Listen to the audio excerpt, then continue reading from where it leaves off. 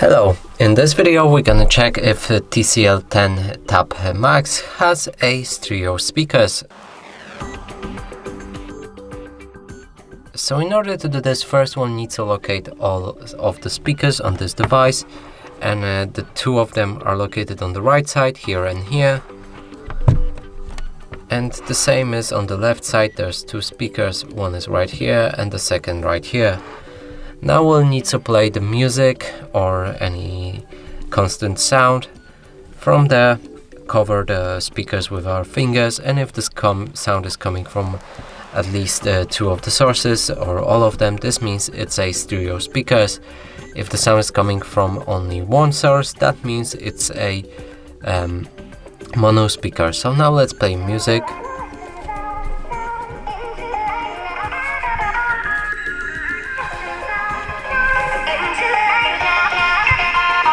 So clearly sounds coming from both of the sources, and that means it's a stereo speaker.